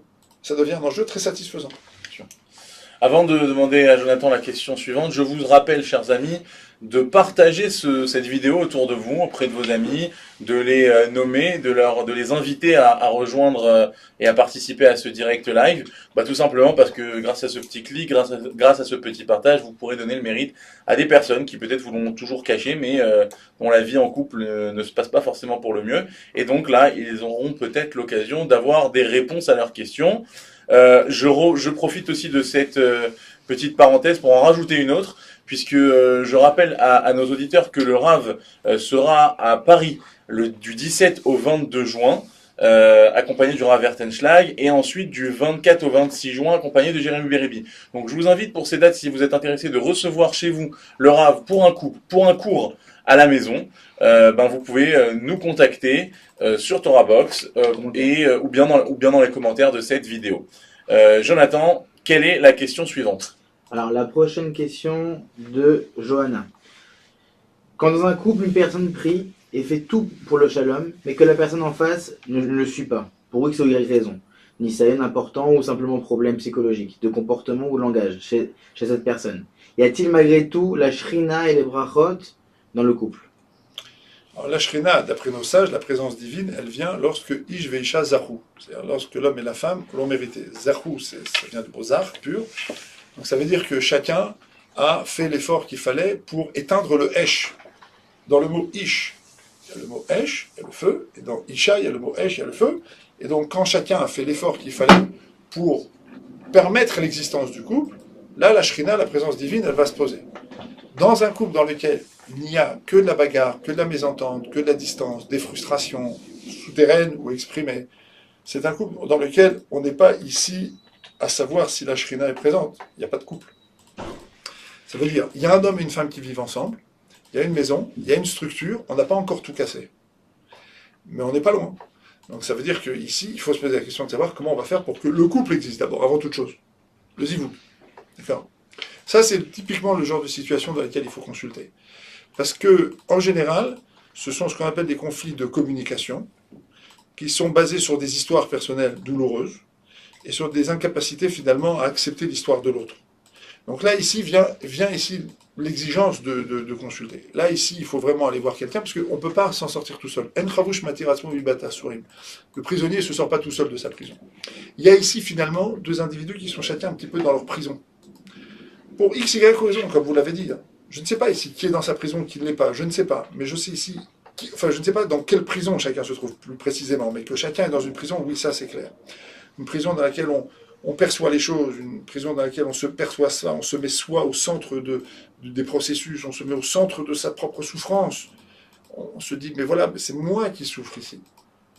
Et donc, cette prison-là, c'est une prison qui est très difficile à percer. Et là, effectivement, ça devient utile d'aller voir quelqu'un qui a un regard avec beaucoup d'empathie d'abord, sur l'un et sur l'autre, et puis surtout quelqu'un qui va être capable de vous faire comprendre comment votre communication s'est bâtie, comment votre couple s'est bâti, comment tout ça a fonctionné, comment vous en êtes arrivé là. Alors, prochaine question de Jennifer. J'ai 19 ans et j'ai rencontré un garçon il y a un mois en vacances, je suis enceinte de lui. Il est gentil mais je ne vois pas du tout marier avec lui et surtout pas à 19 ans. Dois-je avorter ou je dois me marier obligatoirement avec lui? Mais posé comme ça, je pense que la question comporte en elle-même sa propre réponse. Il n'est pas question d'avorter. Il y a une association qui s'appelle Efrat, ici en Israël, et qui recueille les bébés des femmes qui portent des enfants et qui ne veulent pas garder ces enfants. En tout cas, donc avorter, il n'en est pas question, ça c'est clair. Deuxième point, il y a quand même quelque chose qui s'est passé avec ce garçon. Il y a quelque chose qui s'est passé ici. D'accord. Il y a eu un moment d'intimité, il y a eu un moment dans lequel vous vous êtes retrouvés, dans lequel vous pensez que vous êtes compris. Ça vaut peut-être la peine de prendre le temps, d'essayer maintenant de refaire, entre guillemets, pas un chidour, parce qu'on n'en est pas là, mais d'essayer de reprendre votre relation à zéro. Et essayez un petit peu de vous comprendre. Essayez de savoir qui vous êtes, d'où vous venez. Essayez de vous explorer un petit peu tous les deux dans votre vécu. Qu'est-ce que vous êtes? Quelle histoire de vos familles? Quelle est votre histoire psychique, votre enfance? Finalement, quels sont vos projets? Qu'est-ce que vous aimeriez faire? Est-ce que vous pourriez avoir des projets communs? Ça vaut la peine de vous rencontrer 2-3 fois, de manière, on va dire, presque dégager des affects d'une certaine manière, et d'essayer un petit peu de vous comprendre un peu plus, avant d'envisager de vous séparer. Parce qu'il y a quand même un enfant. Il faut savoir que cet enfant, il a un papa, il a une maman. Et que chacun d'entre nous, vous, madame, et vous, monsieur, vous avez un papa et vous avez une maman. Et vous avez droit à avoir un papa et une maman. Et là, ici, cet enfant, vous allez le priver du droit d'avoir un papa et une maman. Réfléchissez-y. Mais ils vous répondront, c'est plus un papa et maman, c'est un couple, et alors là, aucune raison de s'aimer peut-être. Et donc c'est peut-être plus de souffrance pour tout le monde. Il n'y a aucune raison de s'aimer. En tout cas, il y a eu suffisamment de raisons de s'aimer pour faire cet enfant-là. Est-ce que c'était de l'amour? On va dire comme ça. Moi, je parle ici du point de vue de la thérapie, d'accord? Si je pars du point de vue, si je pars ici du point de vue de ce qui s'est passé, dans le couple, je peux dire, ici, il y a eu du plaisir, il y a eu une rencontre, il y a eu une espèce de complicité, et puis qui a malencontreusement abouti à l'apparition de l'enfant. D'accord. Mais c'est pas anodin qu'elle se soit retrouvée enceinte et que ça soit avec ce garçon-là. C'est pas anodin. Ça veut dire qu'il s'est peut-être passé quelque chose qui les dépasse un petit peu tous les deux. Alors, l'amour, on l'a dit, c'est un processus, c'est de la construction, c'est du don, c'est beaucoup de choses, c'est pas le plaisir. Mais il y a quand même ici quelque chose qui dépasse le petit flirt de vacances. On est sur autre chose là. Là, il y a un enfant. Ça veut dire qu'il y a une responsabilité maintenant. Donc ça veut dire qu'ils ont été brutalement questionnés sur leur plaisir. Donc moi, je ne peux pas m'empêcher, en tant que thérapeute, de leur dire, la question qui vous a été posée, c'est la question de l'amour. Et vous voulez y renoncer comme ça en disant finalement, bah, c'était que du plaisir, elle fait bon machin, et hop, tap, boum. Mais il y a un enfant ici. Il y a une neshama. Donc, vous Donc, avez ils été... pourraient vivre toute une vie à cause de ce petit instant. Je ne sais vivre pas. toute une vie ensemble, alors qu'ils ne s'aiment pas, tout simplement parce qu'il y a un enfant, et que c'était peut-être dû à une erreur de jeunesse. Je ne sais pas. Mais je sais que ça mérite d'être posé. Ça n'est pas ici, c'est-à-dire que ça mérite d'être exploré. Ça mérite d'être réfléchi. Ça mérite qu'on s'y intéresse parce qu'il y a une troisième personne. C'est-à-dire que quoi? On a eu un instant de plaisir. En fait, c'était, on va dire, un plaisir plus ou moins égoïste. Là, maintenant, on fait du super égoïsme en négligeant l'enfant qui est là. Et on fait du super égoïsme en négligeant les 120 ans qu'il va vivre ici et les générations qui viennent après. Pourquoi? Il y a ici quelque chose qui s'est produit en vous. Ne faites pas semblant qu'il ne s'est rien passé. Moi, ici, vous voyez, c'est intéressant parce que c'est là qu'un thérapeute, qu'un homme de Torah, il réfléchit différemment. Ici, Mina Shamaïm, en quelque sorte. On vous a questionné. On ne vous a pas laissé avec votre plaisir et avec vos retrouvailles de vacances, avec le fleur de vacances. On vous a questionné ici. Il y a une question qui vous est posée ici. C'est-à-dire le ciel vous pose une question. Il dit, regarde l'enfant, il y a une neshama. Tes actes ne sont pas sans conséquence. Donc c'est vrai. Se marier maintenant, c'est un acte qui a une conséquence, qu'on va peut-être vivre ensemble pendant longtemps, mais qu'on ne s'aime pas vraiment. Mais ne pas se marier, se séparer, et encore plus, on parle d'avortement ici, c'est faire comme si finalement il ne s'était rien passé. Alors que il se passe quelque chose de majeur ici. Donc moi, j'évacuerai pas comme ça la question. Ne fût-ce que pour intégrer, vous comprenez, les processus psychologiques sont des processus qui nous tracent. C'est pas parce qu'on s'en débarrasse que ça y est, on en est débarrassé. Les gens disent, on divorce, ça y est, c'est terminé, j'ai tourné la page. Ça peut les poursuivre toute une vie, ça. C'est pas que ça, excusez-moi. C'est pas que ça peut. Ça poursuit, c'est là. On va dire comme ça, que si l'individu, il a cette taille, voilà, il y a un livre ici, et ben, ces différents processus, ils sont là. Ils sont là et ils sont à l'œuvre. Ils produisent des énergies, ils produisent des forces, ils produisent beaucoup d'effets. Le Rambam, Maïmonide, ici, dans le traité des 8 chapitres, explique qu'il y a une des kochot, des forces de l'âme, qui s'appelle le koach hamedame. En français, c'est les associations. Et il dit, ce force-là, elle ne dépend pas du libre arbitre. C'est-à-dire que, en fonction des... C'est comme manger. J'ai rentré des choses dans mon corps, ça travaille tout seul. Ben non. J'ai mis un certain nombre d'informations et d'événements dans mon existence, et malgré moi, se développent des associations. Les gens croient qu'ils vont vraiment... Et ce koach-là, cette force-là, nous disent les Baal et Moussar, c'est ce qui différencie le rachat du tzaddik. Le rachat, c'est quelqu'un qui passe son temps à créer des associations mauvaises, négatives, destructrices. Et le tzaddik, c'est la personne qui va développer des associations positives, spirituelles, constructives, etc. Mais le fait est que cette force-là est là, et qu'elle travaille. Et qu'elle travaille avec les informations que j'ai mis dans mon psychisme. Donc, c'est là. Et ça va travailler, et le Rambam, Maïmonide explique très très bien la force de ce koach-là. Donc dire, j'ai vécu un événement, je le passe par pertes et profits, surtout quand il y a un enfant derrière, c'est ne pas savoir de quoi on est fait. J'attends. Prochaine question de Aurélie. Est-ce qu'une femme mariée qui a trompé son mari avec un non-juif peut retourner avec son mari? Non. Question suivante. Question suivante de Mordechai. Je suis marié avec ma femme depuis 7 ans. Nous sommes religieux et habitons à Paris. Elle travaille dans un bureau où hommes et femmes travaillent aussi. J'ai fouillé son portable et je vois qu'elle échange avec beaucoup d'hommes. Que dois-je faire? Je ne peux plus lui faire confiance. Ah, attention. On est quand même dans le domaine, dans le registre de l'échange pour l'instant. Hein. Ouais, voilà. On est là. Moi, là, ici, j'ai deux choses l'une. Ou vous décidez tous les deux, le mari et la femme, Crever l'abcès. voilà, de crever l'abcès, de vous installer, de discuter, de poser les choses, de poser des principes. Et vous acceptez vous allez accepter quelque chose d'un petit peu douloureux. C'est de comprendre un petit peu pourquoi ces échanges sont là. Qu'est-ce qui se passe? Qu'est-ce qui se passe entre vous? Et je vous garantis, vous allez découvrir des choses qui sont un peu douloureuses, qui vont vous pousser à des remises en cause, mais il faut le faire. Et puis encore une fois, alors là, vous voyez, c'est le type même de situation où il faut consulter. Parce qu'effectivement, c'est difficile de se mettre en frontal sur des choses pareilles. Ça vaut la peine d'aller voir un professionnel, de discuter, de s'asseoir et d'essayer de comprendre pourquoi on en est arrivé là. Mais attention, je vais bien insister quand même sur le fait qu'il n'y a pas de lien entre la présentation et je ne peux plus faire confiance. Il y a un saut ici qui est trop rapide. Il est clair que ici, le couple ne peut pas continuer à vivre sans avoir un échange approfondi sur cette question-là, et un échange serein. Comme je doute qu'il soit réellement serein, parce que comme la question est posée, on est ici dans un niveau de tension, Donc peut-être mieux faire rentrer ici une troisième personne, professionnelle, qui va prendre le temps d'écouter, de décrypter, essayer de comprendre un petit peu comment s'est formé votre couple et qu'est-ce qui s'est passé entre vous jusqu'à présent. Alors là, on parlait d'échanges justement entre hommes et femmes, collègues, etc. Justement, par rapport à cette promiscuité homme-femme, il y a la place du tutoiement. Alors, quelle est la place du tutoiement entre un homme et une femme? Est-ce qu'il est indispensable, nécessaire, ou bien ça dépend un petit peu des situations? Ben, il y a des milieux professionnels dans lesquels on fonctionne au tutoiement.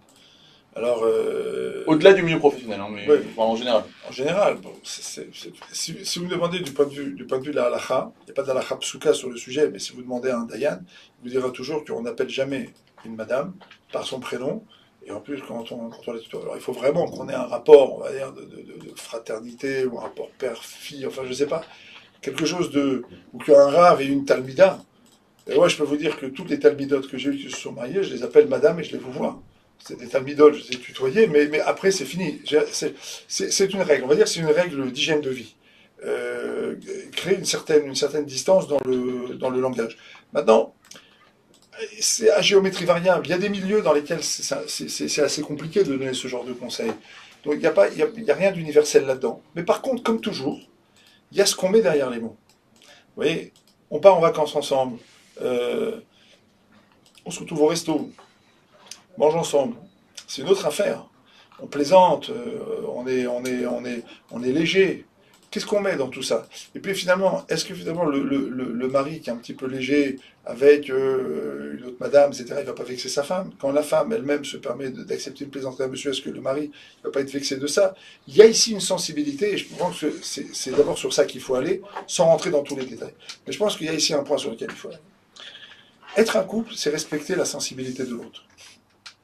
Respecter la sensibilité de l'autre, c'est la connaître. Ben, c'est pas la connaître au point de vue cognitif, c'est la ressentir, c'est vivre l'autre. On sait très bien qu'il y a des choses qui font pas plaisir. Et une des choses qui fait le moins plaisir dans la relation de couple, c'est de savoir que je ne suis pas le partenaire exclusif. Donc il faut faire très attention. On joue sur une corde ici qui est une corde très très sensible. L'exclusivité, c'est quelque chose qu'il faut développer, c'est une sensibilité qu'il faut développer. Je reviens juste pour développer justement cette histoire de tutoiement. Des fois, on arrive aussi dans des cas, c'est au-delà d'un univers, d'un entourage professionnel ou autre. Tout simplement, ce sont des gens qui ont des fois grandi ensemble, des amis d'enfance, etc., etc. Après, ils font tchouva, ils sont tous les deux mariés. Et du jour au lendemain de devoir les vous voyez, ça n'a plus trop son sens. On tombe un peu dans le ridicule. Alors, est-ce que c'est nécessaire et indispensable, où il faut vous voyez alors qu'on a toujours grandi ensemble, on sait toujours, même qu'au désormais nous sommes mariés, mais est-ce qu'il faut nécessairement vous voyez ou pas? Alors, encore une fois, c'est ce qu'on met derrière. Effectivement, ça devient difficile. Avec Elvia, on a grandi à l'école. Voilà, je ne retrouvais pas longtemps des gens qui étaient à Yavne. Bon, voilà. Donc, les gens se connaissent. Effectivement, il y a un tutoiement, mais il y a une réserve. Il y a une réserve à poser, et puis il faut tenir au courant le conjoint. Il faut parler au conjoint, il faut l'associer à tout ça, il faut lui expliquer ce qui se passe, il faut communiquer avec le conjoint autour des événements qui sont liés à ça. Et je pense qu'il faut éviter les rencontres. Je pense qu'il faut mieux éviter les rencontres. Ça, c'est un conseil qu'on peut donner. Vous avez parlé de Teshuvah, etc. Donc il y a des gens, un public qui est un public plus religieux. Je pense que le public religieux est un public qui comprend cette notion de séparation. Dans le public non religieux, c'est plus difficile à avaler parce que les gens sont, comme la Gemara dit, les gens sont très très proches les uns des autres. Elle a une expression un petit peu plus directe que cela.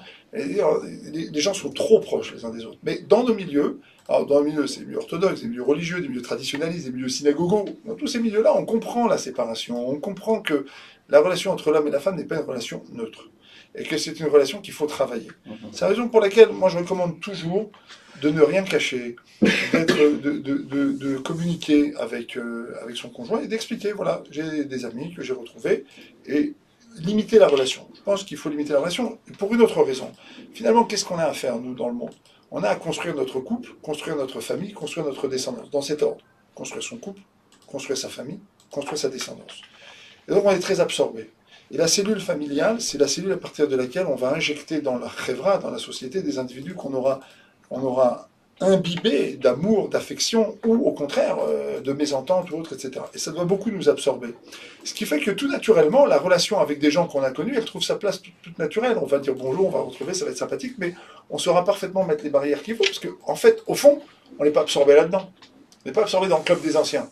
On est absorbé dans la famille. Ça ne veut pas dire qu'on devient antipathique, ou qu'on refuse de dire bonjour ou de parler, etc. Mais ça veut dire qu'on consacre à ça le temps et l'énergie en proportion qui est nécessaire, voilà, à une vie sociale. Pas plus. Les gens vous diront en hébreu, il n'y a pas de vouvoiement. Mais ouais, c'est vrai que ça s'est imposé en hébreu aujourd'hui. On dit un thème. Un thème, on parle à la troisième personne du singulier. Donc oui, ça se fait. Ça se fait, bien entendu. Mais de toute façon, c'est fait. De toute façon, dans la chevra israélienne, il y a là quelque chose de direct. Mais justement, c'est intéressant parce que du fait que tout le monde, on va partir de ce principe, tout le monde dit ata, at, eh ben, il y a quand même des barrières qui s'installent. Il y a quand même des barrières qui s'installent pour ceux qui veulent bien les installer. Bon, il y a eu beaucoup de scandales dans les milieux politico-judiciaires, médiatiques, qui montrent qu'il y a une très grande proximité. C'est des milieux dans lesquels, vous voyez, les gens sont complètement azimutés. Ils n'ont pas de limite. Toutes les barrières sont franchies et tout devient permis. Là, vous avez ici une manifestation vraiment classique de milieux dans lesquels il n'y a pas de barrière. On s'applique à ne pas en mettre et voilà ce que ça donne. Il y a beaucoup de scandales. Bien sûr. Jonathan, question suivante. Prochaine question. Comment est-ce possible qu'une femme épouse un Kollelman? N'est-ce pas le mari qui doit ramener la parnassa? Alors, allez, un classique. Oui, c'est une question c'est une question aujourd'hui qui est posée avec beaucoup d'acuité. Et je suis d'accord. Moi, je suis d'accord avec cette question pour qu'elle soit posée de cette manière-là. On ne va pas expliquer ici pourquoi les Gdolim ont recréé le système des Kollel après la guerre. Mais il faut savoir une chose. C'est que c'est une question qui est posée parce que fondamentalement, c'est le rôle du mari d'amener la parnassa. C'est-à-dire que même si le mari est avraire, et qui va amener 1500 shekels de son kollel, et que la femme travaille, elle amène 6-7 000 shekels, donc elle amène une plus grande part dans la parnassa, ça n'est qu'une délégation. Ça n'est qu'une participation. Ça n'est qu'un acte volontaire. Le hol, le joug de la parnassa, il est sur le mari. Maintenant, d'un commun accord, un homme et une femme, par amour pour la Torah, ont décidé que le mari va consacrer des années à l'étude de la Torah. Il va devenir un Talmid Chacham. Alors la femme, elle se donne à cet objectif. Mais encore une fois, elle se donne à cet objectif. Elle n'a pas sur les épaules le hol, le joug de la parnassa. Le joug de la parnassa, il est sur le mari. Oui, mais il ne travaille pas au final. C'est-à-dire que ce que j'expliquais par là, c'est que le mari ne se débarrasse pas. Et ça, c'est fondamental parce que dans les Shidurim, par exemple, ça va être quand même un élément déterminant. Est-ce que le mari est quelqu'un qui est ce qu'on appelle nosé bachariyut? Est-ce que c'est quelqu'un qui est responsable? Et ben, où on va voir s'il est responsable? Dans son limoud. C'est que si c'est quelqu'un qui s'est laissé échouer sur la plage comme une baleine sur la plage du limoud, c'est un problème. Mais si c'est quelqu'un qui est responsable dans son limoud, c'est quelqu'un qui étudie, c'est quelqu'un qui transpire sur sa gemara, c'est quelqu'un qui veut quelque chose, qui cherche, qui se donne, c'est quelqu'un qui est là, c'est quelqu'un qui est le premier arrivé, qui est le dernier parti. Il y est. Alors il est responsable. Et ça, je pense que par rapport aux gens qui posent ce genre de questions, d'accord, je pense que c'est un instrument de mesure. À partir du moment où on a affaire à un couple, donc d'abord, qui veut cet objectif, et à un mari qui est responsable vis-à-vis de son limoud, alors je pense qu'on est dans une aventure qui est une aventure équilibrée. Cette aventure, vous l'avez dit au début, c'est le choix de madame, c'est un commun accord, on va dire, pour aller travailler dans la mesure où le mari... Bien sûr, je veux dire, même dans nos milieux, finalement, on ne peut pas contraindre aujourd'hui une fille à accepter un mari qui va étudier. Je veux dire, les filles vont épouser. Il y a un chinour, il y a une éducation qui est donnée, mais si elles l'acceptent, c'est parce qu'à un moment donné, elles font ce choix, elles comprennent l'importance. Et pourquoi elles le comprennent? Parce qu'elles ont vu le papa étudier. Parce qu'elles ont vu le papa mouiller sa chemise pour des gmarottes. Elles ont vu le papa aller au côté, prier, pleurer pour comprendre des gmarottes, comprendre des halachot et essayer d'avancer dans ce monde. Elles comprennent cette importance. Et puis, il y a au milieu de tout cela, les gens qui sont ilouis, les gens qui sont vraiment, qui ont un très haut niveau intellectuel et moral et humain. Et là, c'est extraordinaire de voir que la plupart du temps, ces couples sont des couples dans lesquels l'homme et la femme se lancent avec beaucoup de tmimout. C'est pas de naïveté, mais ils sont entiers dans leur choix. Et ils vont aller jusqu'au bout. Donc, je pense que ceux qui posent la question ici gagneraient à ne pas juger. Je crois qu'il faut dire les choses telles que ça. Autre chose qu'il faut dire aujourd'hui, c'est que le monde de la Torah s'est beaucoup développé et que on retourne petit à petit vers une certaine normalité. Rav Shach disait en Lituanie, il y avait les Tomchei Torah, ceux qui soutenaient la Torah, il y avait les Lom des Torah, ceux qui étudiaient, mais tout le monde était Ben Torah. Tout le monde était lié à la Torah. Et petit à petit, on observe aujourd'hui dans les familles un petit peu ce genre de configuration. Je pense que ça atténue quand même le côté dramatique de la question. Jonathan? Prochaine question d'Israël. Comment gérer la différence de niveau de religion dans le couple? Doit-on se soucier à aider le conjoint à progresser ou laisser le conjoint progresser sans notre intervention? Alors, il y a 3 cas de figure. Il y a avant le mariage, ensuite il y a après le mariage, ensuite il y a est-ce que c'est la femme qui est en avant ou est-ce que c'est le mari qui est en avant, d'accord? Avant le mariage, on ne se marie pas avec quelqu'un qui n'est pas du même niveau spirituel que nous, on va dire, c'est une chose à éviter. Maintenant, on s'est connus. On est content. On a envie d'aller ensemble. Alors, il y a deux cas de figure. Il y a le cas dans lequel la femme est plus avancée que le mari. Là, c'est un cas dans lequel les choses, le couple a une chance d'avancer. On voit que la femme a une capacité à tirer la charrue quand même avec beaucoup de force. Mais dans le cas contraire, où c'est le mari qui est plus avancé que la femme, là, c'est le thérapeute qui parle. Ça, dans une grande majorité des cas, ça se termine mal. Pour plein de raisons qu'on n'a pas le temps d'expliquer maintenant, parce qu'il est 7h10, il y a 20 minutes devant nous, mais je vous renvoie à tous les cours qui sont publiés sur tous les sites, sur tous les intervenants du Shalom Bayit, ils sauront très bien vous expliquer pourquoi la femme a une capacité de résistance quand elle est moins religieuse que son mari a une capacité. Parce qu'elle dit, tu m'as pris comme je suis. C'est moins flagrant chez les hommes. Pour une raison que Rav Zamir Cohen explique très bien dans son livre Les clés de la vie, il dit que le yesod, le fondement de la neshama de l'homme, c'est le chesed. Et le fondement de la neshama de la femme, c'est le din. Il explique pourquoi. Il dit parce que l'homme, il est anguleux, il est rationnel, il a une certaine agressivité. S'il venait pas du chesed, ça serait Adolf Hitler, il casserait tout. Et la femme, elle donne, elle se donne entièrement. Si elle venait du chesed, elle serait détruite. Il faut qu'elle ait le din en elle, il faut qu'elle ait la limite en elle. Et donc, quand la femme n'est pas religieuse et qu'elle est tirée en quelque sorte par le mari, dans la plupart des cas, elle dit, parce qu'elle a le din en elle, elle dit, tu me prends tel que je suis. Tu vas pas commencer maintenant. Moi, je veux bien aller au mikvé, mais tu vas pas commencer maintenant avec tout le reste, et puis après, c'est des bagarres interminables. Donc, il vaut mieux éviter ce genre de déséquilibre, il vaut mieux viser la cohérence au départ, mais si tant est qu'on a une aventure dans laquelle il y a une certaine incohérence, il vaut mieux l'incohérence avec une femme qui est beaucoup plus avancée, avec un mari qui l'est un peu moins. En ajoutant encore autre chose, très souvent, il y a une logique d'infirmier et d'infirmière qui va se développer dans ces situations. Il y en a un qui devient un peu le mashgiar de l'autre, le rabbin de l'autre, Dangereux. Le truc et tout. C'est pas bon dans un couple. Un couple, c'est pas ça. Un couple, c'est un lieu de partage, c'est un lieu de construction, c'est un lieu d'amour, c'est un lieu de connivence, c'est de complicité, c'est un lieu de bagarre aussi parfois. Parce que, comme j'ai ici, j'ai les 63 conditions qui font qu'un couple est un bon couple. Alors, la première des conditions. Rambam, il en donnait, je crois, 8 ou 10, non? Alors, à Yana, on a trouvé 63, c'est le professeur Chaquet qui en a vu 4500 couples. Il dit la première condition, c'est que les gens n'ont pas peur des conflits. C'est un bon couple, c'est un couple qui n'a pas peur des conflits. Il n'a pas peur des disputes. Les disputes ne deviennent pas des conflits. D'accord? Donc, il faut savoir que là, ici, on a quand même, avec un facteur de risque important, où les disputes peuvent devenir des conflits. L'expérience a montré, en règle générale, que quand la femme tire la charrue, ça marche.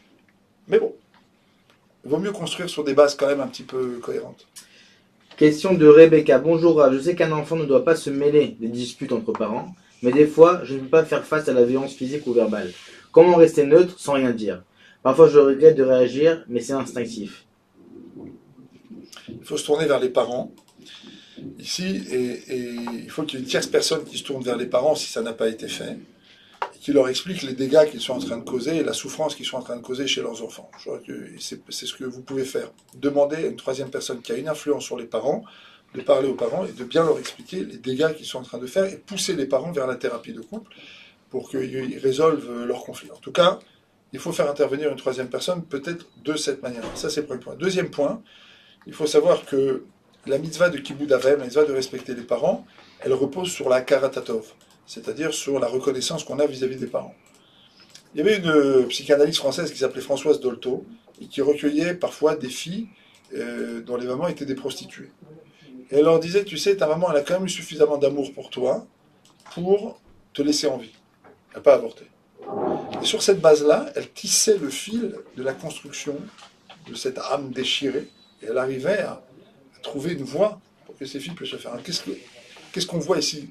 On voit ici que quelqu'un, c'est pas une juive, pas de Torah, mais elle a compris que fondamentalement le ressort de la relation entre le parent et l'enfant, c'est que l'enfant il doit avoir conscience que le parent lui a donné quelque chose. Et ça c'est fondamental.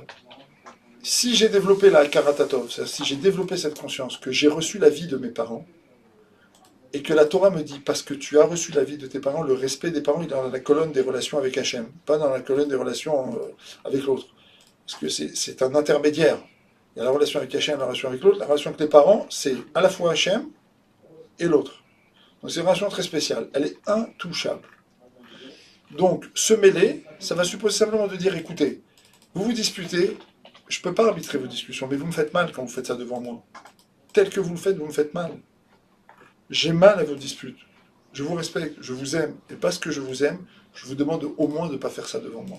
Ça, c'est une intervention louable. Ça, c'est une intervention qui est permise par la halakha. Plus que ça devient problématique. Si vous devenez éducatrice, mashgar, rabbin, ou juge, ou arbitre, ou vous levez le ton vous aussi, vous avez perdu la partie. Donc je vous dis, les deux bornes ici, un, faire intervenir votre personne, et deuxièmement, avoir bien conscience du fait que vos parents vous ont donné la vie, et que vous pouvez vous adresser à eux en leur disant que vous ne voulez pas de cette souffrance-là. Ça, c'est permis. Jonathan, il y a un thème qu'on n'a pas encore abordé, je voulais savoir si tu as reçu une question sur ce thème-là, le thème des beaux-parents. Non. Pas de question encore. Pas de question encore. Par contre, une question, une dame nous demande, Noémie, mon mari me contredit tout le temps, que dois-je faire? Si c'est devant les enfants, c'est utile, non pas devant les enfants, mais tranquillement, dans la chambre conjugale, une fois que tout le monde dort, une fois que la porte est fermée, une fois qu'on peut parler à voix basse, tranquillement, lui faire savoir qu'il vaudrait mieux que ça ne se fasse pas devant les enfants. Si maintenant ça ne se fait pas devant les enfants, ce dont je doute, on va partir de ce point de vue-là, et que vous avez constamment des conflits, alors essayez de vous poser une question simple. Je vous renvoie à la question. Est-ce que dans vos formulations, il n'y a pas quelque chose qui invite à la contradiction? Est-ce que dans votre comportement, il n'y a pas quelque chose qui invite au conflit? Pourquoi je vous dis ça? Ah, vous l'avez rendu responsable. Parce que la posture victimaire, c'est une posture qui fonctionne comme ce qu'on appelle les causes circulaires. Quand je suis victime, je dis, il a fait ça, donc maintenant il se passe ça. Et donc moi je réagis comme ça. Il faut savoir une chose, c'est qu'en réagissant comme vous réagissez, vous enclenchez à nouveau, vous êtes à nouveau la cause, vous n'êtes pas la conséquence. Quand les gens disent je suis victime, ils disent je suis la conséquence. Mais leur comportement devient ensuite la cause de quelque chose. C'est ce qu'on appelle les causes circulaires. D'accord? Mais cette dame peut très bien aussi décrire une réalité, comme quoi son mari l'a contredit. Oui, monsieur. Sans passer pour la victime. Mais en tout cas, essayez de réfléchir. Essayez de réfléchir à ça. Parce que vous savez, dans les conflits, la première chose qu'il faut essayer d'absorber, c'est essayer de comprendre pourquoi je suis dans ce conflit. Pourquoi je ne suis pas comprise? Pourquoi je suis combattue? Pourquoi? Qu'est-ce qui se passe chez moi qui... Vous comprenez? Et vous allez découvrir qu'il y a peut-être d'autres manières de communiquer avec votre mari. Ça ne vous dispense pas du tout de faire ce que j'ai dit dans un premier temps. Tranquillement, prendre le temps de discuter avec lui et de lui dire « J'aimerais savoir pourquoi tu me contredis systématiquement et j'aimerais bien que ça cesse, tu me contredis systématiquement et finalement tu ne me respectes pas, tu ne respectes pas mon point de vue. » Vous exprimez ici votre opposition à son attitude. Mais je vous garantis qu'immanquablement, il va vous dire « Mais tu sais pourquoi je m'oppose à toi ?» Parce que voilà, et hop, il va vous renvoyer à vous-même. Donc, afin de vous éviter de perdre du temps et de l'énergie, avant de lui poser la question, je vous invite à réfléchir sur vous-même. Et j'invite chacun d'entre nous, en fait, à réfléchir sur lui-même quand il rencontre une opposition. Par exemple, quand vous dites à table, c'est une chose. Mais si vous dites le repas est prêt, vous êtes invité à passer à table. Il y a deux choses différentes. D'accord? Dans un cas, vous pouvez susciter complètement une opposition. Dans l'autre cas, vous pouvez susciter un contentement. La même chose quand on va endormir les enfants. Comment on aménage les choses? La même chose avec le mari. Quand on lui dit, tu sais, toi, tu es comme ça. Alors, on entraîne une opposition. Alors, je dis simplement que, effectivement, vous pouvez argumenter vis-à-vis de votre mari, mais commencez d'abord par vous poser la question vis-à-vis de vous-même. Qu'est-ce qui, dans votre mode de communication, fait que vous suscitez des oppositions? Essayez de voir si, par exemple, dans votre entourage, vous ne suscitez pas souvent des oppositions. Essayez d'y réfléchir, essayez de voir si, chez vos enfants, vos amis, il n'y a pas des gens comme ça qui souvent s'opposent à vous. Et si c'est le cas, ce serait une indication, par exemple, sur le fait qu'il y a en vous quelque chose, dans votre manière de dire les choses, qui invite un peu à ce conflit. Je sens que Jonathan a une très bonne question, je vois dans son sourire. Non, oui, des bonnes questions, c'est sûr que c'était une bonne question, mais rien de spécial. Alors, prochaine question. Comment cela se fait-il qu'il soit très important de complimenter sa femme sur sa beauté, sachant qu'il est marqué dans les Shetraïl, Evel Ayofi, la beauté physique et vanité? Alors, il faut savoir que le Midrash, et Rav Zamir Cohen le cite dans Les Clés de la vie, je recommande vraiment ce livre, je l'ai traduit, c'est un livre que j'avais traduit, il explique ça. Il y a un Midrash là-bas qui explique pourquoi.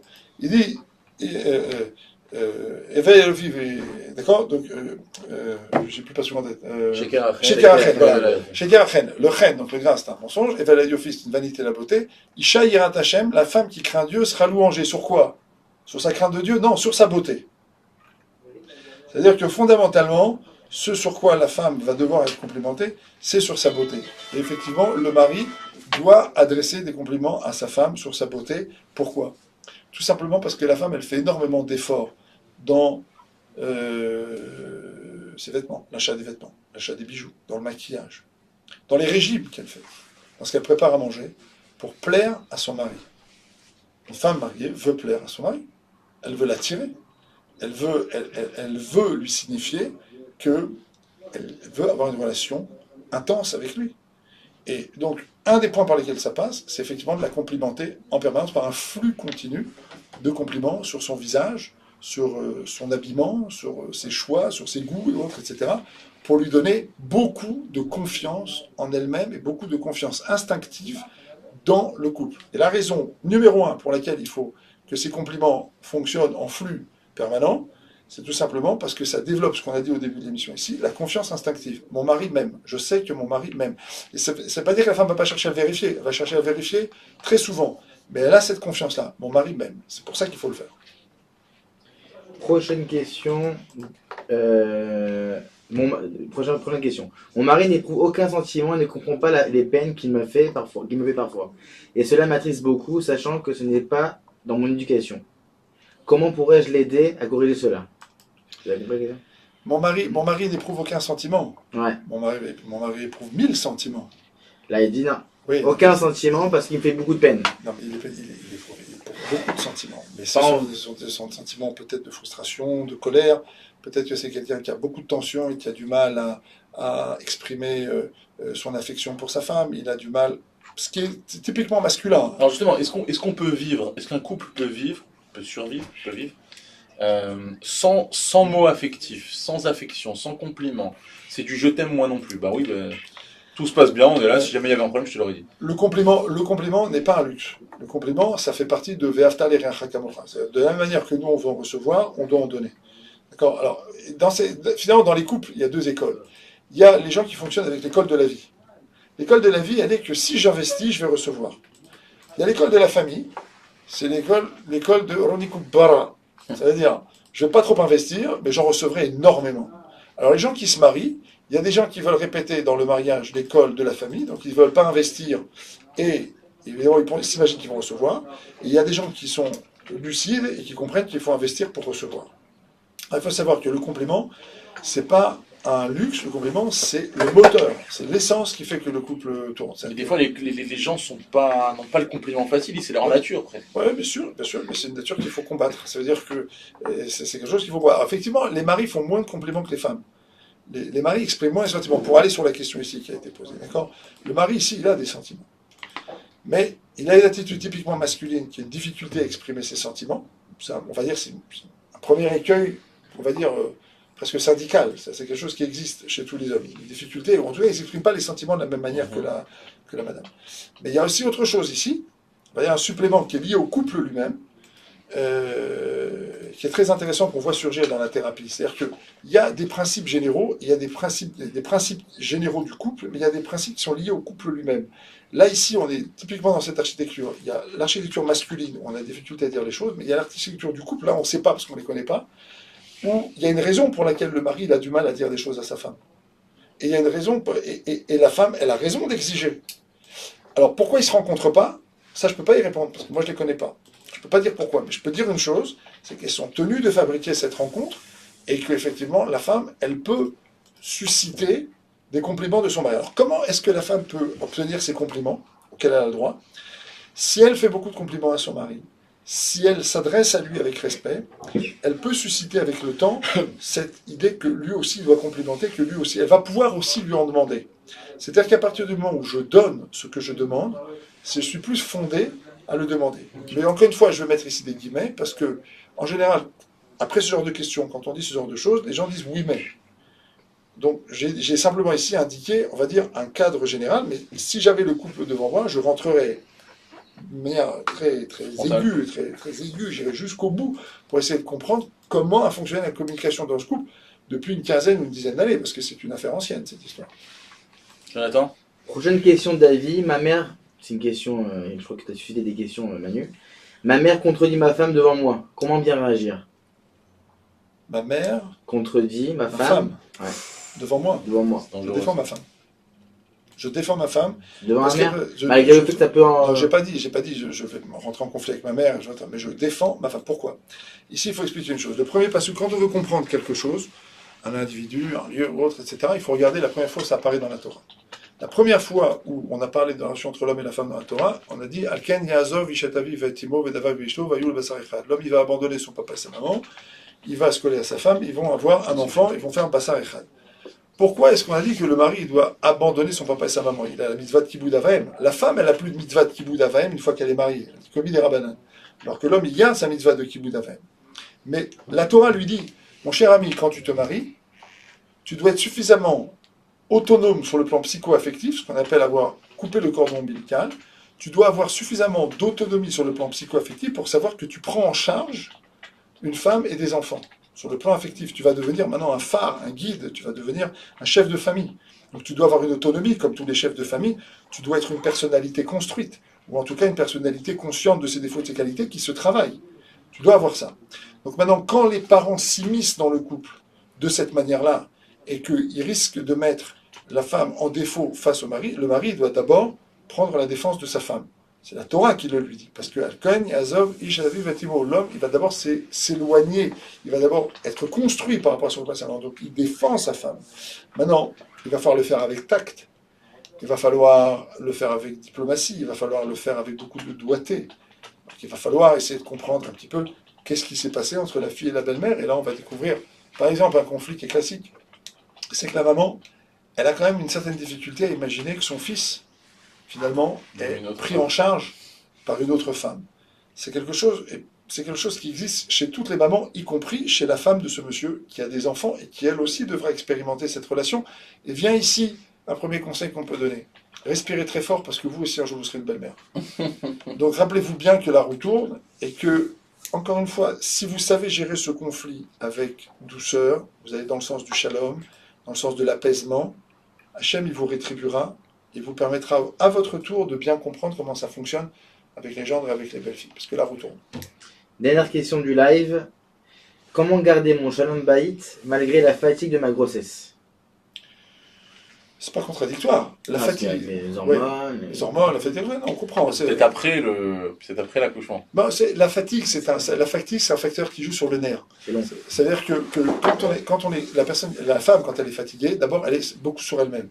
Elle a du mal à se donner à son mari.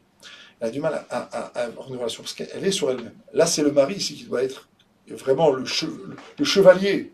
Il doit prendre en charge son épouse. Là, il doit le comprendre. Le phénomène s'accentue après Là, ici, comment le garder? Il faut faire comprendre à son mari, lui expliquer, j'ai besoin de toi. Tu es mon chevalier, tu es mon épaule, j'ai besoin de toi. En sachant qu'il est parfaitement possible que cette exigence le fragilise un peu, parce que d'un coup, il se retrouve face à une hyper-responsabilisation. Et souvent, dans la thérapie, pas longtemps encore d'ailleurs, j'ai observé ce phénomène, une femme peut dire, vous savez, moi, j'avais besoin de lui, et à ce moment-là, il a été un peu fragile. Et le mari dit, c'est vrai, j'ai le droit d'être fragile, mais quand même, j'ai été là. Quand le couple fonctionne, ils arrivent très vite à retomber sur leurs pieds. Mais le principe ici, il est de dire au mari, tu es mon chevalier, je suis sur ton cheval blanc, et tu m'emmènes, j'ai besoin de toi. Je crois que c'est le principe fondamental. Encore une dernière question, Jonathan. Qu'on vient de nous poser la question de Bernard. Bonsoir Rav. Comment expliquez-vous l'épidémie de divorce qui touche les couples religieux? Alors on en a parlé au début de l'émission, on l'a évoqué, mais disons que pour les mêmes raisons, mais dans des proportions moindres que ce qui existe dans les groupes non religieux, c'est tout simplement parce que engagement et patience sont devenus des gros mots. Alors ça touche un peu moins dans le public religieux, mais ça touche quand même beaucoup par rapport à ce qu'il y avait avant, il y a encore une dizaine d'années, parce que les notions d'engagement et de responsabilité ont été galvaudées, elles sont moins comprises.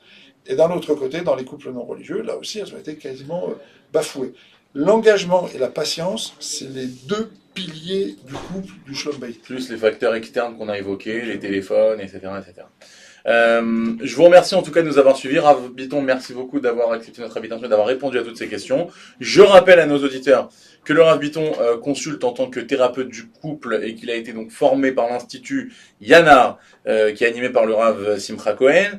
Je rappelle aussi que le Rav Bitton sera à Paris du 17 au 22 juin, accompagné du Rav Vertenschlag que vous connaissez sur Torah Box, et du 24 au 26 juin en compagnie de Jérémy Bérébi que vous connaissez aussi très bien. Et vous êtes donc invité à les inviter chez vous pour une conférence, pour un cours de Torah au sein de votre foyer. Alors, je vous souhaite de passer une excellente semaine. Je vous donne rendez-vous à la semaine prochaine avec un invité qui va nous venir de loin, puisqu'il s'agit du Rav Kremizi, qui nous vient de Montréal, le Dayan à Montréal, qui sera donc venu exceptionnellement pour Torah Box et qui répondra à toutes vos questions la semaine prochaine, dimanche soir. Notez-le bien, comme tous les dimanches soirs, à 17h heure française, sur Torah Box. Je vous souhaite une excellente semaine et à très bientôt. Kol Tov.